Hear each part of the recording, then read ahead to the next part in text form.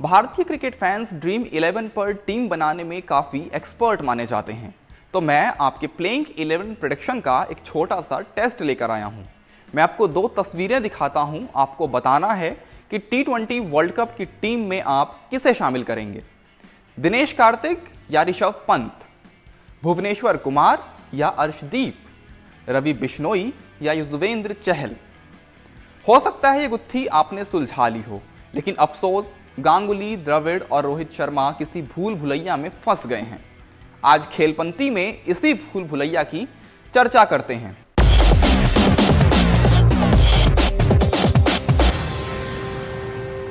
अंग्रेजी की एक बड़ी प्रचलित लाइन है, having too much in your hand is also a kind of imprisonment. मतलब जब हाथ में जरूरत से ज्यादा हो तो इंसान कैदी बन जाता है। आईपीसी के किसी सेक्शन वाला कैदी नहीं, बल्कि अपनी ही परिस्थितियों का गुलाम हो जाता है। वो चुन नहीं पाता कि कौन सा बेस्ट है। ठीक यही हालत इस समय भारतीय क्रिकेट की है।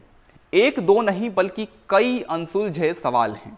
खिलाड़ियों की रेल सब सवार हो जाओ। पिछले साल T20 वर्ल्ड कप में मिली करारी हार के बाद से एशिया कप तक भारतीय टीम ने 29 T20 मैच खेले और 28 प्लेयर्स का प्रयोग कर लिया। इतना ही नहीं, तीनों फॉर्मेट में 8 कप्तानों का प्रयोग हो चुका है। विराट कोहली, रोहित शर्मा, शिखर धवन, केएल राहुल, अजिंक्य रहाणे, हार्दिक पांड्या, ऋषभ पंत, जसप्रीत बुमराह, इन सब के प्रोफाइल में कप्तान जुड़ चुका है। लेकिन उतावलेपन की हद देखिए। ऋषभ पंत जून में साउथ अफ्रीका के खिलाफ 5 T20 मैचों में भारतीय टीम के कप्तान थे। लेकिन अब चर्चा इस बात की हो रही है कि पंत को टीम में रखें या दिनेश कार्तिक को, कौन बेहतर फिनिशर है। मतलब कि हमारा एक खिलाड़ी कप्तान बनने लायक है और वही खिलाड़ी टीम में रहने लायक भी नहीं। कुछ यही कहानी शिखर धवन की भी है। वो टीम में लाए जाते हैं तो सीधा कप्तान बनाने के लिए, वरना सीधा टीम से ही ड्रॉप। वैसे भी 58 अंतरराष्ट्रीय T20 खेल चुके पंत का स्ट्राइक रेट सिर्फ 126 का है और औसत लगभग 24 रन का। भारतीय टीम इससे तो बेहतर ही फिनिशर डिजर्व करती है। फिनिशर कौन, चयनकर्ता मौन। अब बात फिनिशर की हुई तो यहां भी जलेबी ही दिख रही है। ये जलेबी घुमावदार जरूर है, लेकिन स्वादिष्ट बिल्कुल नहीं। दीपक हुडा को टीम में बतौर स्पिनर शामिल किया गया, लेकिन 12 T20 मैच खेल चुके हुडा से अब तक सिर्फ 36 गेंदें फिकवाई गई, यानी एक मैच में औसतन सिर्फ 3 गेंद। दूसरे एंगल से लगता है कि हुडा को एक फिनिशर के रूप में शामिल किया जा रहा है। लेकिन पंत और कार्तिक में से किसी एक को आप फिनिशर के तौर पर रखेंगे तो दूसरे फिनिशर हार्दिक पांड्या हैं ही, फिर हुडा को आप खिलाएंगे कहां। और बड़ा सवाल कि आप हुडा से करवाना क्या चाहते हैं, या सिर्फ ये कहें कि खिलाड़ियों की रेल में एक सवारी बनाकर बिठा दो ताकि लगे कि हम कुछ नया प्रयोग कर रहे हैं। अब बात करते हैं बॉलिंग में पहेली की। बॉलिंग की गुत्थी तो और भी अनसुलझी है। हमने आपको 21 अगस्त की खेलपंती में बताया था कि भारतीय टीम सिर्फ 3 तेज गेंदबाजों के साथ एशिया कप में खेलने जा रही है, जिसका खामियाजा भुगतना पड़ेगा। इसका खामियाजा यह हुआ कि एशिया कप में 2 अहम मैचों में हम अपना 180 रन के करीब का टोटल भी डिफेंड नहीं कर पाए। खैर, ये तो बीत चुका है, अब आने वाले खतरे से मिलवाते हैं। जसप्रीत बुमराह अब T20 वर्ल्ड कप के लिए टीम में लौटेंगे, लेकिन सवाल ये कि बुमराह के बाद मैच में दूसरा विकेट टेकिंग बॉलर कौन होगा। बुमराह और हर्षल पटेल के अलावा तीसरे तेज गेंदबाज के रूप में भुवनेश्वर और अर्शदीप में से कोई एक शामिल किया जा सकता है। श्रीलंका और अफगानिस्तान दोनों के खिलाफ भुवी को 19वां ओवर दिया गया था। एक में उन्होंने 14 रन लुटाए तो एक में 19 रन। मतलब साफ है कि डेथ में इनसे गेंदबाजी की उम्मीद कम ही करें तो बेहतर। हाँ, इस डेथ बॉलिंग में अर्शदीप ने जरूर प्रभावित किया है। तेज गेंदबाजी के अलावा स्पिन का भी कुछ यही हाल है।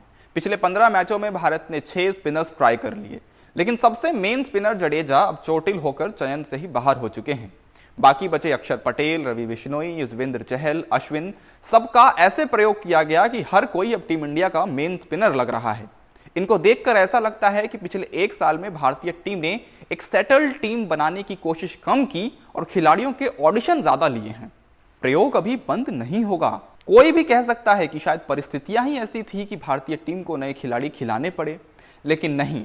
राहुल द्रविड़ ने साफ कर दिया कि हम तो प्रयोग कर रहे थे, और रोहित शर्मा ने कह दिया कि अभी ये प्रयोग रुकने वाले नहीं हैं। देखिए रोहित शर्मा ने क्या कहा है, अगर हमें कॉम्बिनेशन आजमाने का मौका मिलता है तो हम आजमाएंगे। इसमें मुश्किलों का सामना करना पड़े तो भी कोई समस्या नहीं, हम प्रयोग करना जारी रखेंगे। हम साउथ अफ्रीका और ऑस्ट्रेलिया सीरीज में और खिलाड़ियों को मौका देंगे जब तक टी20 वर्ल्ड कप के स्क्वाड का ऐलान नहीं हो जाता। यहां मौका देना समस्या नहीं है, लेकिन फिर उस खिलाड़ी को पर्याप्त मौके तो दीजिए। टेस्टिंग के नाम पर आप पूरे साल टीम नहीं बदलते रह सकते। इसका नतीजा ये होगा कि आप अंत में अपने 11 में कुछ खिलाड़ियों को तुक्का मारकर चुनेंगे। तो क्या कोहली संभाल लेंगे? खैर, अब आप कह रहे होंगे कि मैंने कुछ ज्यादा ही आलोचना कर दी, लेकिन एक अच्छी चीज भी है। भारतीय रन मशीन ने फिर से रफ्तार पकड़ ली है। कोहली विराट फॉर्म में लौट चुके हैं। अफगानिस्तान के खिलाफ एक शतक क्या बनाया कोहली ने कि उन्होंने कई उपलब्धियां इसी शतक के साथ अपने नाम कर ली। विराट ने अंतर्राष्ट्रीय करियर का 71वां शतक जड़ा। विराट अब सबसे ज्यादा शतक में सिर्फ सचिन से पीछे हैं। कोहली ने 522 पारियों में 71 शतक लगाए, दुनिया में सबसे तेज। अंतर्राष्ट्रीय करियर में 24,000 रन पूरे किए, ये भी दुनिया में सबसे तेज। एशिया कप में सबसे ज्यादा रन बनाने वाले भारतीय बल्लेबाज बने कोहली। विराट के 122 रन अंतर्राष्ट्रीय टी20 में किसी भी भारतीय बैटर का सबसे बड़ा व्यक्तिगत स्कोर है। ऐसे ही फैक्ट्स और विश्लेषण के लिए आप देखते रहिए खेल पंक्ति, हर रविवार शाम 7 बजे क्विंट हिंदी पर।